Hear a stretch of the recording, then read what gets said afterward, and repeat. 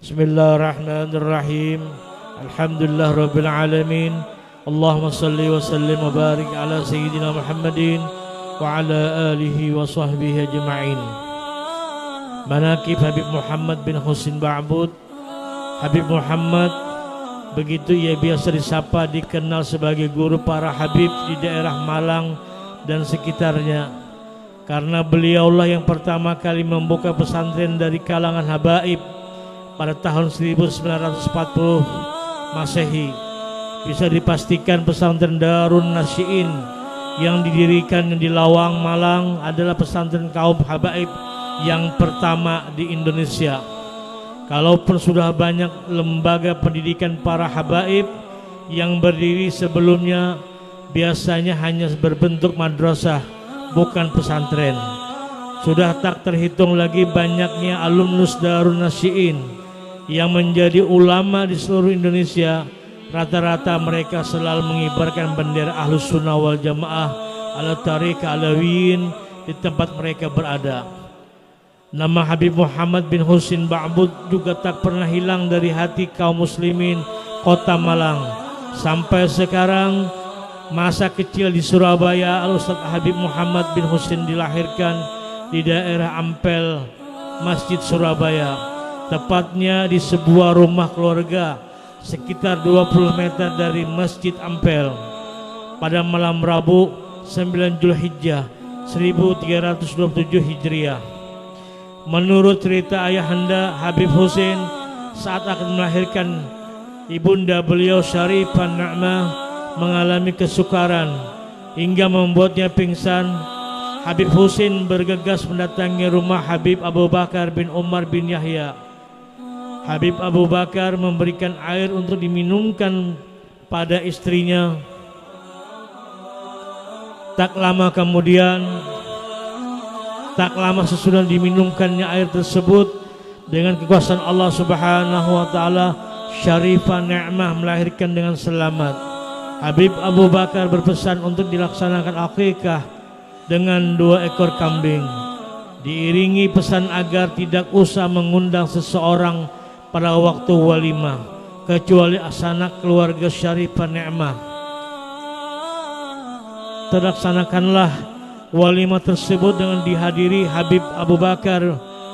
Beliau pula lah yang memberi nama Muhammad disertai pembacaan doa-doa dan Fatihah dari beliau. Pada saat berumur 7 tahun, Habib Muhammad berkhitan. Ayahandanya mengadakan walimah berskala besar dan mengundang para kerabatnya. Setelah dikhitan, Habib Husin memasukkan putranya itu ke Madrasah Al-Muallim Abdullah Al-Maskati Al-Kabir sesuai dengan isyarat dari Habib Abu Bakar. Akan tetapi anaknya merasa tidak mendapat banyak dari madrasah tersebut. Tidak lama setelah belajar, Habib Husin memasukkannya ke Madrasah Al-Khairiyah, juga di kawasan Ampel. Pelajaran di Madrasah Al-Khairiyah waktu itu juga tidak seperti yang diharapkan, disebabkan tidak ada kemampuan yang cukup dari para pengajarnya. Habib Muhammad pun merasa kurang mendapat pelajaran. Tapi setelah berada di kelas 4, terbukalah mata hatinya, terutama setelah datangnya para tenaga pengajar dari Tarif Hadramaut. Di antara para guru itu adalah Habib Abdul Qadir bin Ahmad bin Faqih dan Habib Hasan bin Abdullah Al-Kaf. Juga terdapat guru-guru lain yang mempunyai kemampuan cukup seperti Habib Abdurrahman bin Nahsan bin Syahab. Semangat Habib Muhammad dalam menimba ilmu semakin bertambah, terutama karena perhatian dari Habib Muhammad bin Ahmad Al-Muhdar. Habib Muhammad merasakan berkah dari pandangan dan doa-doa Habib Muhammad Al-Muhdar. Di dalamnya majlis rohah pengajiannya, Habib Muhammad sangatlah rajin menghadirinya dan telah membaca beberapa kitab di hadapan beliau. Juga bernasyid Rasyafaat gubahan Habib Abdurrahman bin Abdullah bin Faqih bersama Sayyid Ali bin Abu Bakar bin Umar bin Yahya. Habib Muhammad Al-Muhdar sangat menyayangi beliau dan sering mendoakannya. Ketika itulah Habib Muhammad merasa telah mendapatkan futuh, manfaat dan juga barakah dari menuntut ilmu.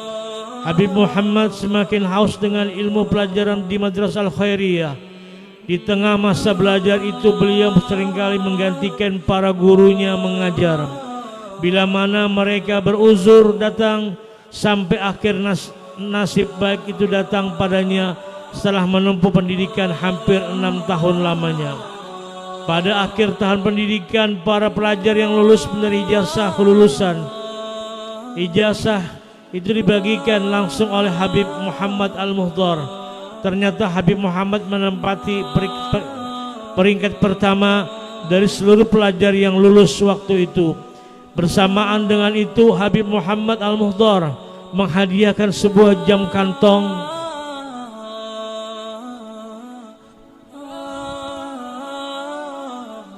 merek Sima kepadanya. Kebahagiaan semakin bertambah ketika Habib Muhammad Al-Muhdhar mengusap-usap kepala dan dadanya sambil terus mendoakannya. Dalam waktu bersamaan, Habib Agil bin Ahmad bin Agil, pengurus madrasah, memberitahukan bahwa Habib Muhammad pada tahun itu akan diangkat menjadi guru di Madrasah Al-Khairiyah. Tempatnya belajar selama ini, di samping mengajar pagi dan sore di Madrasah Al-Khairiyah, Habib Muhammad juga banyak memberikan ceramah agama di berbagai tempat. Ia juga rajin menerjemahkan ceramah-ceramah para muballigh Islam yang datang dari luar negeri seperti Syekh Abdul Alim Asy-Siddiqi dari India dan sebagainya. Pada tahun 1348 Hijriah, tepatnya Kamis sore 22 Rabiul Tsani, ayahanda beliau menikahkannya dengan Syarifah Aisyah binti Sayyid Husain bin Muhammad bil Faqih. Bertindak sebagai wali nikah adalah saudara kandung istrinya, Sayyid Syekh bin Husain bil Faqih, yang telah mewakilkan akad kepada Qadi Arab di Surabaya masa itu, yaitu Habib Ahmad bin Hasan bin Smith. Walimatul Arsh di rumah istrinya, Nyamplungan Gang 4 Surabaya. Dalam pernikahan ini Allah Subhanahu wa taala telah mengaruniai 6 putra dan 8 putri. Mereka adalah Syifa, Mujnah, Ali, Khadijah, Sidah, Hashim, Fatimah, Abdullah, Abdurrahman, Alwi, Maryam, Alwiyah, Nur dan Ibrahim. Pindah ke Malang pada bulan Jumadil Akhir 1359 Hijriah, bertepatan dengan Juli 1940 Masehi.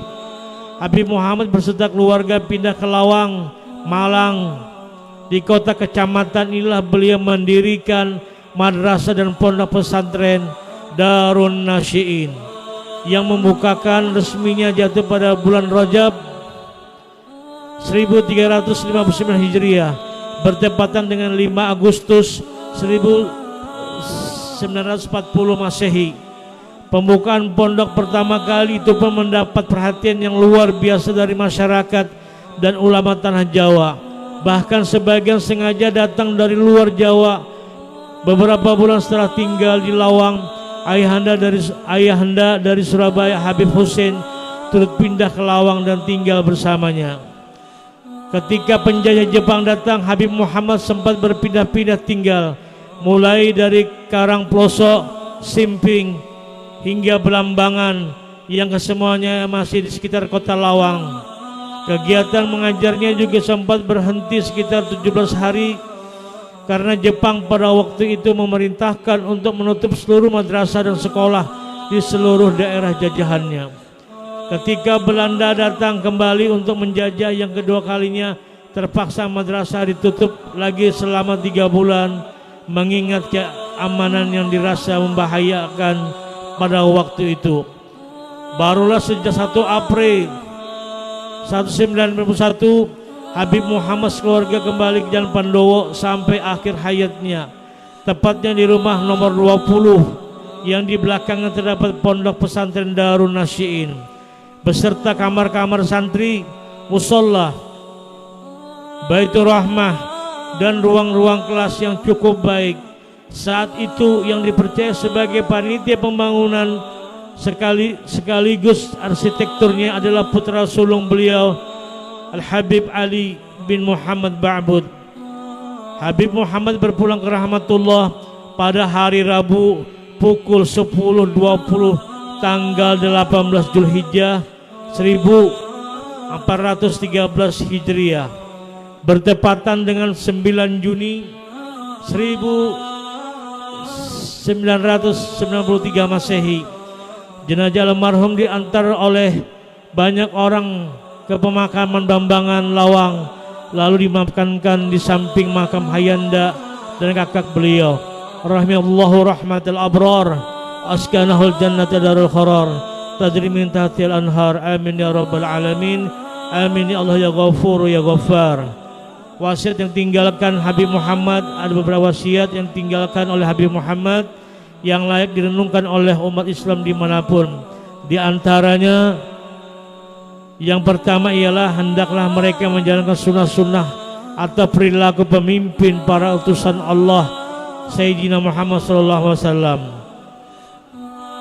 Kedua, hendaknya pula sangat berhati-hati dalam bermusuhan dan berselisih dengan siapa saja di dalam apa saja dan bagaimanapun juga. Ketiga, selalu memohon pada Allah kasih sayang atau diriku serta memohonkan ampun untukku dengan membacakan istighfar sesuai dengan kesanggupannya masing-masing pada setiap waktu, lebih-lebih lagi di dalam hari-hari Asyura, Rajab dan di bulan Ramadan, bulan haji, terutama pada bulan di mana Allah Subhanahu wa taala mentakdirkan akan wafatku. Keempat, mempererat tali silaturahmi karena sesungguhnya silaturahmi itu sangat memberi pengaruh terhadap keberkahan rezeki dan salah satu sebab dipanjangkannya umur seseorang. Silaturahmi itu menunjukkan keluhuran budi pekerti dan tanda seorang mendapatkan kebajikan di hari kemudian. Kelima, agar banyak beristikharah dan musyawarah dalam segala hal dan hendaknya selalu mengambil jalan yang hati-hati, walaupun pada hakikatnya berhati-hati itu tidak dapat meloloskan seseorang dari ketentuan dan takdir Allah Subhanahu wa taala. Akan tetapi menjalankan sebab tindaklah boleh ditinggalkan. Justru dengan sebab itulah wasiat atau pesan dan nasihat itu dibutuhkan dan dianjurkan, karena semuanya itu adalah satu daripada sebab dalam mengajak manusia kepada Allah serta mengajak mereka menuju kebahagiaan dan keselamatan di akhirat. Semoga Allah Subhanahu wa taala mencurahkan kasih sayangnya atas mereka yang suka memberikan nasihat dan membalas mereka dengan kebaikan yang melimpah, dan semoga Allah taala memberikan taufiknya dan taufik kepada kita semua. Amin amin rabbal alamin.